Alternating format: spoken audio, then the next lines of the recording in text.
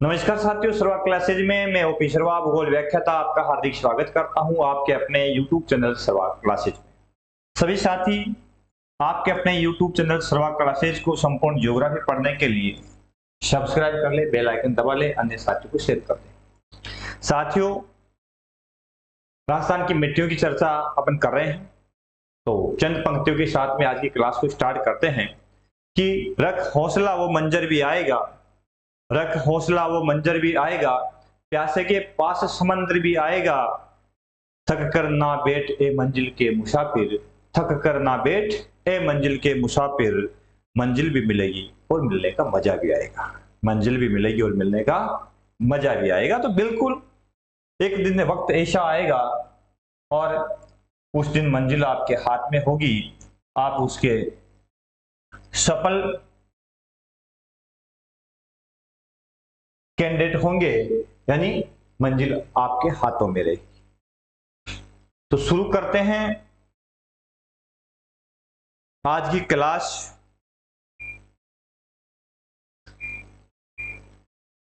और मिट्टियों की चर्चा करते हैं। मिट्टियों के अंदर मुख्य रूप से रेतीली मिट्टी की अपन ने चर्चा कर ली, लाल लोमी की चर्चा विस्तार से कर ली, भूरी रेतीली की चर्चा विस्तार से कर ली, बलुई मिट्टी की विस्तार से चर्चा कर ली। आज अपन चर्चा करेंगे मुख्य रूप से मिश्रित लाल काली मिट्टी की, मिश्रित लाल काली मिट्टी की विस्तार से अपन चर्चा करने वाले हैं। साथियों, मिश्रित लाल काली मिट्टी का विस्तार मुख्य रूप से जो पाया जाता है वो किस भाग में पाया जाता है, तो राजस्थान का दक्षिणी भाग। किस भाग में? दक्षिणी भाग। और यहां मुख्य रूप से इस भाग के जिले कौन कौन से हैं, तो आपको नजर आएगा यह जिला जो आपको नजर आ रहा है जिसका नाम है बांसवाड़ा। तो बांसवाड़ा के कुछ भागों में यह जिला आपको नजर आ रहा है जो कि है डूंगरपुर, यह जिला नजर आ रहा है आपको जो है उदयपुर, यह जिला नजर आ रहा है आपको सलूम्बर, और यह आ रहा है आपको चित्तौड़, और यह आ रहा है आपको नजर भीलवाड़ा। तो मुख्य रूप से इन प्रदेशों में भीलवाड़ा और चित्तौड़ का जो क्षेत्र है यहाँ पे इस मिट्टी का विस्तार है ही है। साथ साथ में उदयपुर का पूर्वी क्षेत्र, उदयपुर का पूर्वी क्षेत्र सलूम्बर का एरिया शामिल है, और डूंगरपुर बांसवाड़ा का जो क्षेत्र मुख्य रूप से है यहाँ पे किस प्रकार की मिट्टी मिलती है आपको? मिश्रित लाल काली मिट्टी पाई जाती है। साथ ही इस मिट्टी की विशेषता है कि इसमें नाइट्रोजन और कैल्शियम और फास्फोरस की कमी है। हमने राजस्थान की सभी मिट्टियों की चर्चा विस्तार से कर रहे हैं, तो अपन देख रहे हैं लगभग मिट्टियों के अंदर नाइट्रोजन की कमी पाई जा रही है, कैल्शियम की कमी तो मुख्य रूप से सभी में नहीं कह सकते, क्योंकि इस भाग की में हाड़ौती में ब्लैक मिट्टी की ओर अपन जाएंगे जिसमें कैल्शियम की प्रधानता रहेगी। इस मिट्टी में कैल्शियम, फास्फेट और नाइट्रोजन की कमी है, और इसकी प्रकृति किस प्रकार की है? बलुई दोमट प्रकार की है, दोमट या कछारी, है ना, बलुई से दोमट प्रकार की, यानी इसके कण धीरे धीरे पहले बलुई प्रकृति के, धीरे धीरे अपन देखते हैं तो इसके कण बारीक होते चले जाते हैं। ठीक है, इस भाग में, जिस भाग में ये मिट्टी पाई जाती है, तो फसल कौन सी है जिसके लिए महत्वपूर्ण है? तो फसल के लिए अपन बात करते हैं, इस भाग की मिट्टी है वो मक्का की फसलियां बहुत अच्छी होती है, चावल बांसवाड़ा वाले क्षेत्र में होता ही है ना। इसके अलावा बांसवाड़ा में कुछ मात्रा में गन्ना भी होता है। ठीक है, इसके अलावा इस प्रदेश में कपास भी होता है, कपास के लिए भी ये उपयुक्त है। तो इस प्रकार से ये निम्न फसलें हैं। जैसे अपन तिलहन फसलों की अपन बात करते हैं तो अरहर इस भाग में होती है, उड़द इस भाग में होती है, तो आदि फसलों के लिए ये मिट्टी लाभदायक मानी जाती है। तो राजस्थान के किस प्रदेश में? मुख्य रूप से दक्षिणी भाग में जो मिट्टी पाई जाती है वो है लाल काली मिश्रित मृदा। ठीक है, अगला प्रकार, अगला प्रकार है मिट्टी का वो है मध्यम काली मिट्टी। मध्यम काली मिट्टी, जब मध्यम काली मिट्टी की बात आती है साथियों, तो मुख्य रूप से इस मिट्टी का विस्तार जो है वो कहां मिलता है? इस मिट्टी का विस्तार कहां मिलता है? तो अपन चलेंगे दक्षिणी पूर्वी राजस्थान, दक्षिणी पूर्वी राजस्थान। इसका मतलब यह प्रदेश कौन सा है? हाड़ौती का पठार, हाड़ौती का पठार। तो हाड़ौती के पठार के अंदर मुख्य रूप से ये मिट्टी देखने को मिलती है। और यहाँ हाड़ौती के पठार में कौन कौन से जिले मुख्य रूप से यहाँ है जिसमें ये मिट्टी मिलती है? तो यह हो गया अपना झालावाड़, यह हो गया अपना बारा, यहां से कोई नया जिला नहीं बना है, यह जिला हो गया आपका कोटा, और यह जिला हो गया आपका बूंदी। तो ये कोटा, बूंदी, बारा, झालावाड़ को हाड़ौती कहा जाता है। तो इस भाग में जो मिट्टी मिलती है वो कौन सी मिलती है? मध्यम काली मिट्टी। इस मिट्टी के अंदर मुख्य रूप से किस तत्व की कमी है? तो फास्फोरस, फास्फेट, नाइट्रोजन और जैविक पदार्थों की कमी है। तो मुख्य रूप से काली मिट्टी में भी जैविक पदार्थों की कमी है। और इस नाइट्रोजन की आपूर्ति के लिए हम मुख्य रूप से इस तरह की जो मिट्टी है हमारे किसान उसमें क्या डालते हैं? यूरिया डालते हैं। क्या डालते हैं? यूरिया खाद डालते हैं, है ना। क्यों? क्योंकि जब नाइट्रोजन की आपूर्ति करनी है तो यूरिया नाइट्रोजन का यौगिक होता है। इसमें लगभग 50% के आसपास में नाइट्रोजन होती है। अब देखिए प्रधानता किस चीज की है? तो इसमें कैल्शियम, यहाँ की मिट्टी में चूने की परतें पाई जाती है, चूने के सैग्रंथन मिलते हैं, तो कैल्शियम और पोटास की इसमें प्रधानता रहती है। तो इससे पूर्व मिट्टी जो लाल काली मिट्टी जो थी यहाँ पे जिसमें कैल्शियम नहीं था, लेकिन इस मिट्टी में यदि काली मिट्टी की बात करते हैं तो इसमें कैल्शियम की प्रधानता है। यहां चूने के सैग्रंथन पाए जाते हैं। और इस मिट्टी का निर्माण, इसकी जो जनक सेल है, हाड़ौती के पठार की जनक सेल जो मुख्य रूप से है, यह किस से है? तो यह बेसाल्ट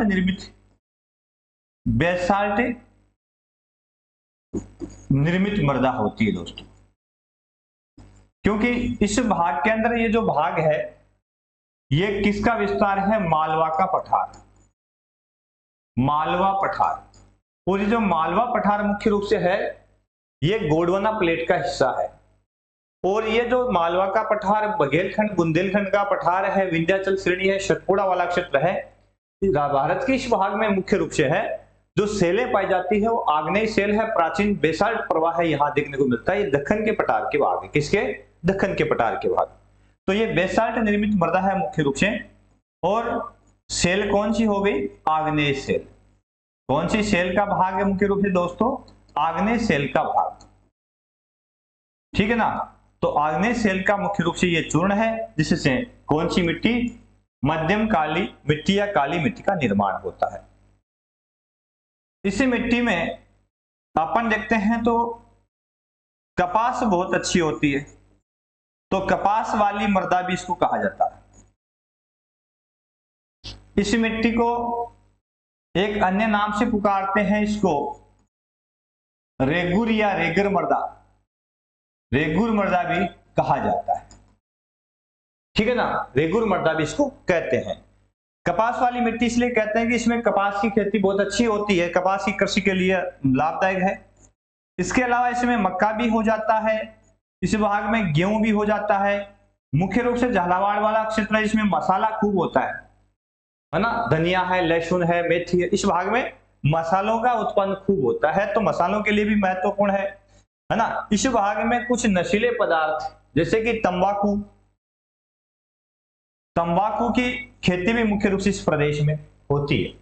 अफीम की खेती इस प्रदेश में होती है ना। तो इन फसलों के लिए मुख्य रूप से यह काली मिट्टी जो है लाभदायक है। सर्वाधिक उत्पन्न इसमें होता है वो कपास का होता है, तो इसे कपास वाली मिट्टी भी कहा जाता है। एक इसकी विशेषता साथियों यह है कि यह मिट्टी जो है इसमें जल धारण कैपेसिटी ज्यादा होती है, जल धारण क्षमता ज्यादा होती है, ठीक है। और अधिक क्षमता होने के कारण जैसे ही बरसात आती है तो बरसात की पहली बारिश में इस मिट्टी के अंदर खेतों की जुताई प्रारंभ हो जाती है, उसमें हल चला दिए जाते हैं।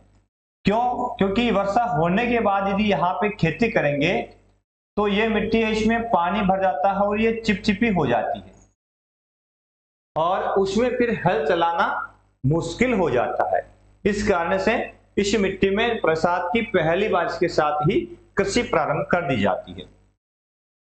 दूसरा है कि जैसे ही शुष्क काल आता है, शुष्क मौसम आता है, तापमान बढ़ जाता है, तो इस मिट्टी पर जब तापमान सूर्य का गिरता है तो इसके अंदर दरारें पड़ जाती है, इस मिट्टी में दरारें पड़ जाती हैं।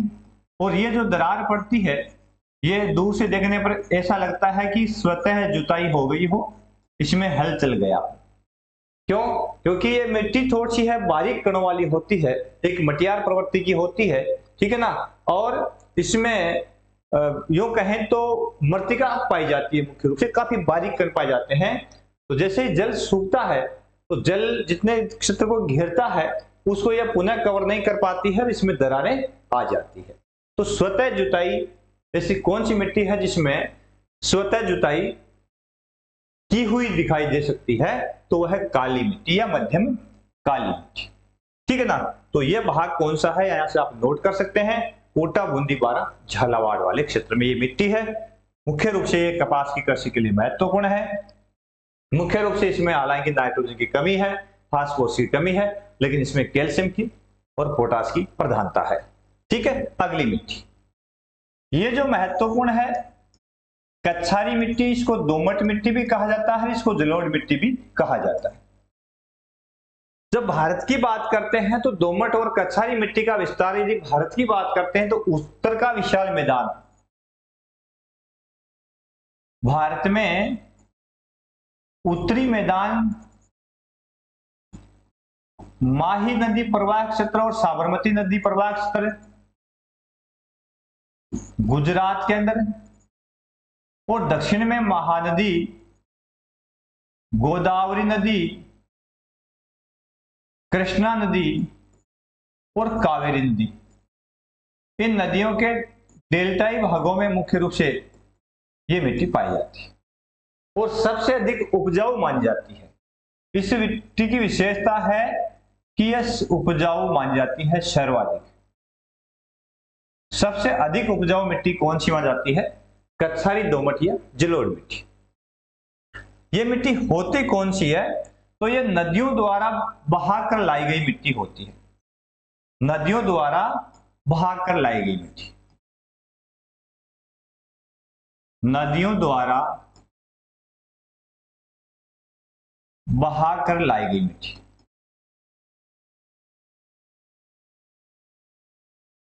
कौन सी मिट्टी होती है? कच्छारी या दोमट मिट्टी होती है, सबसे उपजाऊ मानी जाती है और कृषि के लिए सबसे अधिक लाभदायक होती है।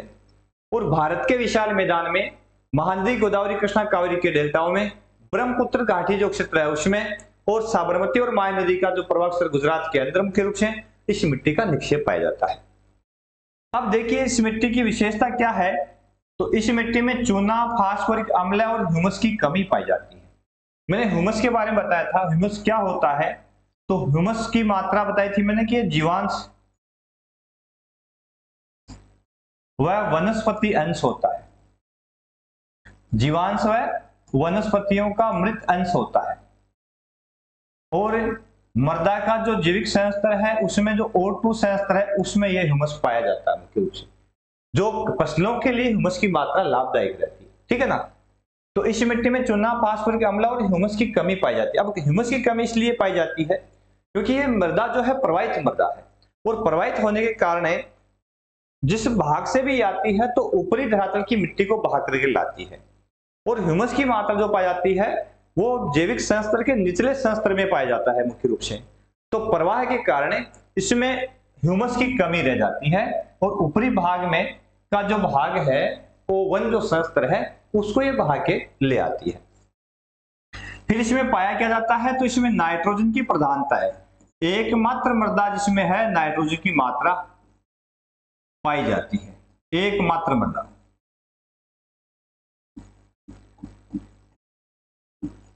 जिसके अंदर नाइट्रोजन की प्रधानता है। किसकी प्रधानता है? नाइट्रोजन की। कौन सी मिट्टी है? जलोढ़ मिट्टी। और कार्बनिक तत्वों की प्रधानता है। इसका मतलब जिस मिट्टी में कार्बनिक तत्वों की प्रधानता है, नाइट्रोजन की प्रधानता है, वो स्वतः ही मिट्टी उपजाऊ मानी जाती है। ऐसी मिट्टियां काफी उपजाऊ होती है। इस मिट्टी के अंदर या इस मिट्टी का विस्तार मुख्य रूप से कहां मिलता है?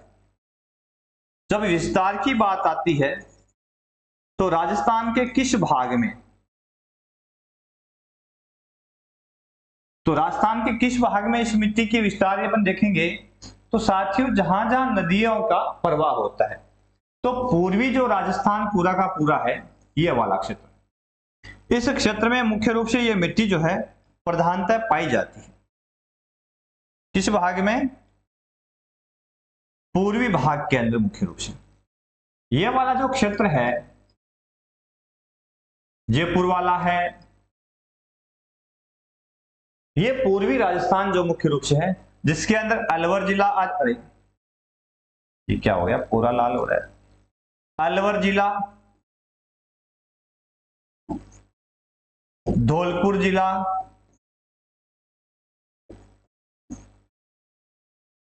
दीग जिला, भरतपुर जिला, है ना। इसके अलावा ये कोटपुतली, बहरोड, इसके अलावा खेरतल तेजारा आ जाता है, दौसा जिला, जयपुर जिला, सवाई माधोपुर जिला। अब सवाई माधोपुर में आपको पता है कि भूरी मिट्टी भी पाई जाती है ना, बनास बेसिन के अंदर भूरी मिट्टी का निक्षेप है, सवाई माधोपुर जिला। इसके अलावा करौली जिला, टोंक जिला, है ना। तो इस भाग में आदि जिलों के लिए पूर्वी राजस्थान है। इन पूर्वी राजस्थान के जिलों में मुख्य रूप से जो सुअपवाहित है, क्योंकि यहां से आपको पता है चंबल नदी, इस भाग से निकलने वाली मुख्य रूप से यहां से निकल के जाने वाली नदी जो है कौन सी, बनास नदी, ठीक है। यहाँ बेड़स नदी, तो इस भाग को ये अपवाहित करती है। अजमेर से भी कुछ नदियां आकर इस भाग में मिलती है, जयपुर से भी नदियां आती है ना। तो इस भाग को पूर्णतः अपवाहित करती है। तो ये नदियों के द्वारा लाकर बिछाई गई जो मिट्टी है वो मुख्य रूप से इस भाग में पाई जाती है, और इसको जलोढ़ मिट्टी भी कहा जाता है, इसको दोमट मिट्टी भी कहा जाता है। अब इसमें फसल कौन सी हो सकती है? तो इस तरह की मिट्टी जो है सॉरी, इस मिट्टी में सर्वाधिक फसलें कौन सी होती है? रबी अच्छी होती है, इसमें गेहूं होता है, और आपको पता है पूर्वी जो प्रदेश राजस्थान का है उसमें सरसों की फसल बहुत अच्छी होती है ना। गेहूं है, सरसों है, इस भाग में चना है, जौ है ना। ये फसलें रबी की फसलें बहुत अच्छी होती है।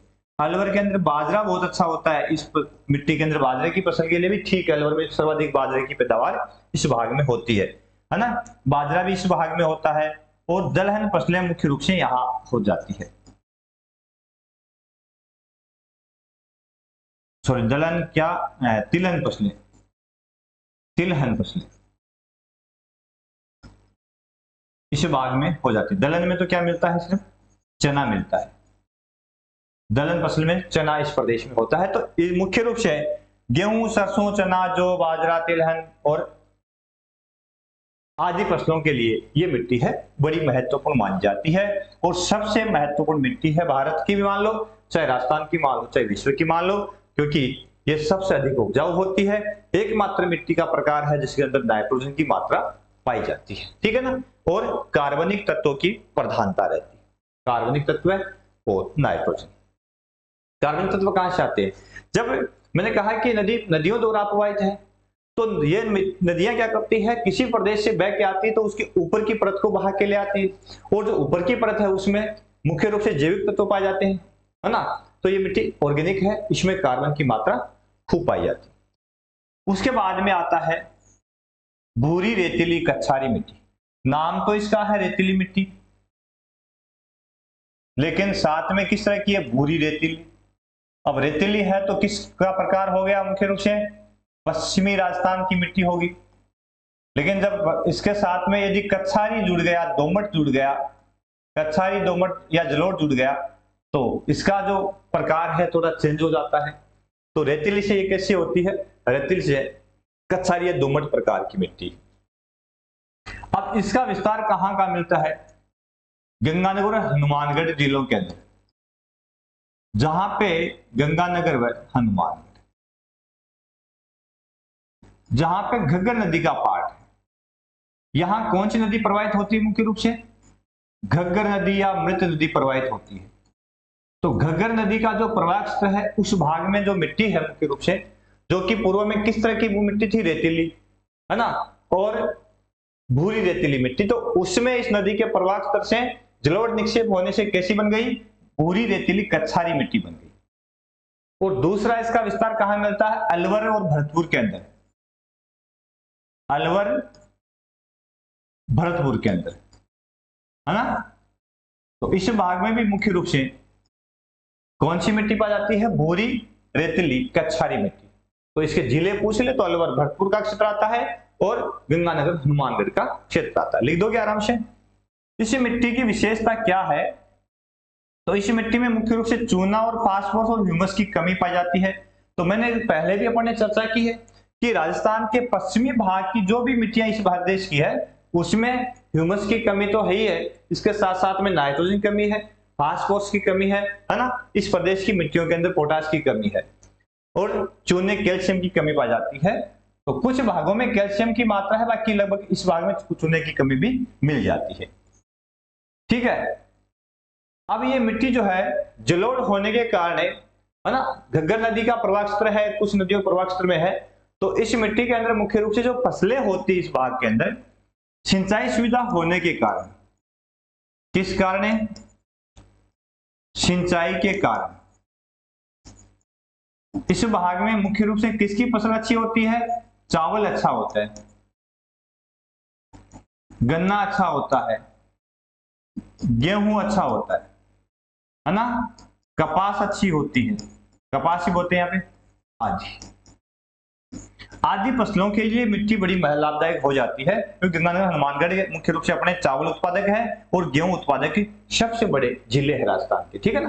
तो फसलों का जब उत्पादन पर पढ़ेंगे विस्तार, तब और इसकी जानकारी हासिल करेंगे। ठीक है। तो ये मिट्टी है भूरी रेतीली कछारी मिट्टी। कौन सी है? भूरी रेतीली कछारी मिट्टी। हालांकि जो रेतीली मिट्टी के बारे में चर्चा की थी, तो उसका एक टाइप है ये, जो है कि परत के रूप में मुख्य रूप से पाई जाती है, बड़ा विस्तार इसका नहीं पाया जाता। अगली मिट्टी अंतिम और नवी प्रकार की मिट्टी है। 9 प्रकार में साधारण तौर पे बांटा है। तो नवी प्रकार की मिट्टी है, उसका नाम है मुख्य रूप से, कौन सी मिट्टी है ये?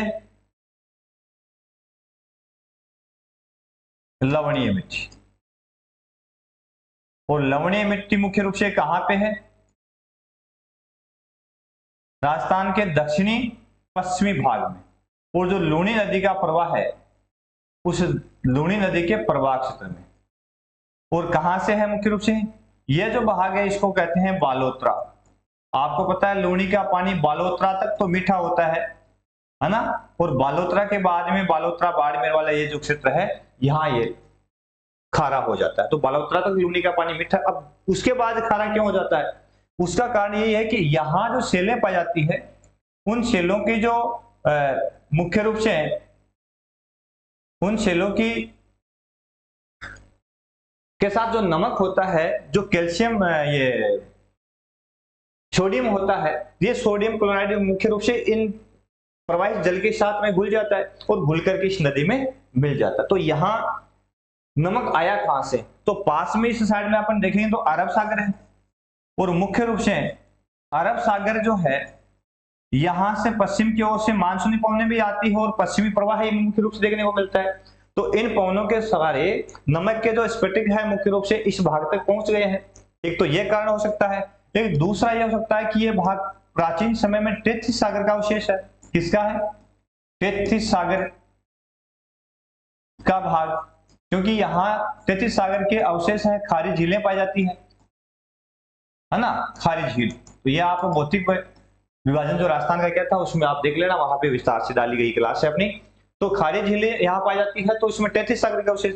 और महासागर में मुख्य रूप से क्या होते हैं? लवण पाए जाते हैं, सोडियम क्लोराइड होता है, मैग्नीशियम क्लोराइड होता है, सोडियम सल्फेट होता है, मैग्नीशियम सल्फेट होता है। तो मुख्य रूप से लवण सर्वाधिक महासागरों की जो का जल है उसमें पाया जाता है।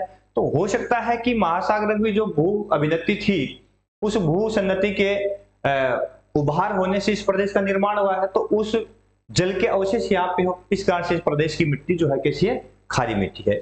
ठीक है, अब इसमें कमी अधिकता किसकी है, तो बात कर ली अपने सोडियम का लवणों की अधिकता है। सोडियम क्लोराइड यहाँ खूब पाया जाता है, सोडियम क्लोराइड खूब पाया जाता है, तो सोडियम लवण की इसमें प्रधानता है।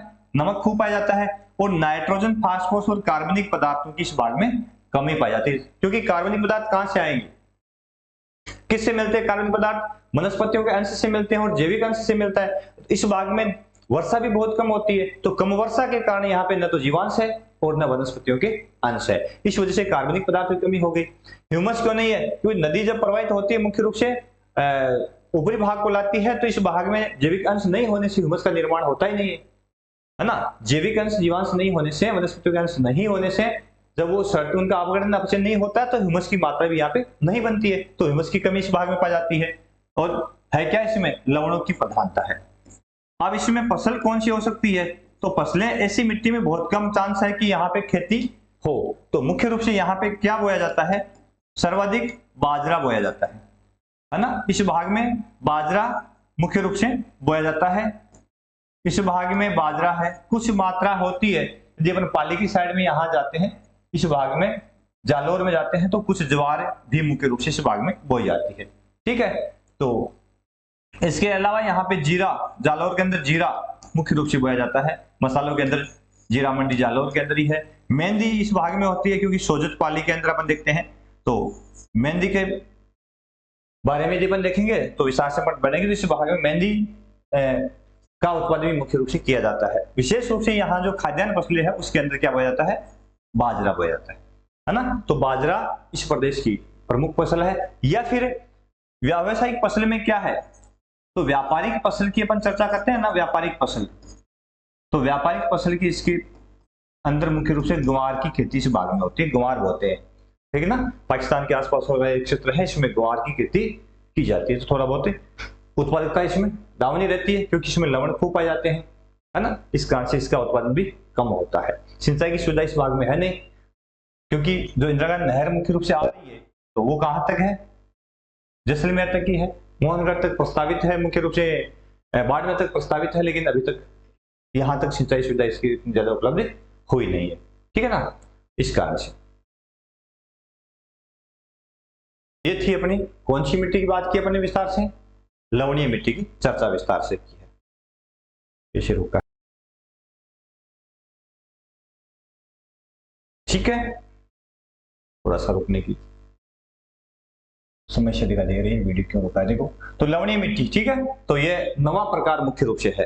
अब एक अंतिम प्रकार यदि अपन देखेंगे, एक 10वां प्रकार भी हो सकता है राजस्थान के अंदर, तो मुख्य रूप से वो प्रकार कौन सा हो सकता है, वो है पर्वतीय मिट्टी,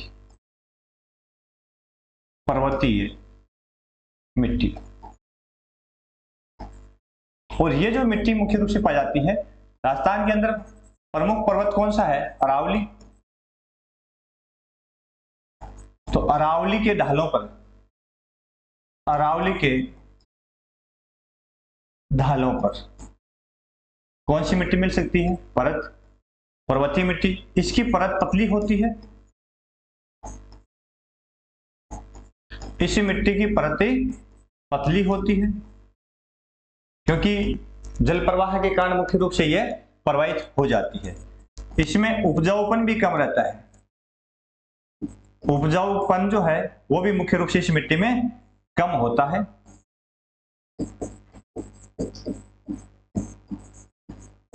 इसमें ह्यूमस की मात्रा भी कम होती है, ह्यूमस की कमी, क्योंकि पतली परत है यहाँ पे, तो प्रवाहित हो जाता है ह्यूमस मुख्य रूप से यहाँ का, है ना। और ऐसी मिट्टी जो पहाड़ी क्षेत्रों में पाई जाती है, वो किसके लिए महत्वपूर्ण है, इस भाग में जो मिट्टी है उसमें मुख्य रूप से पहाड़ी ढलानों पर मक्का की खेती की जाती है, ठीक है ना, मक्का की खेती की जाती है।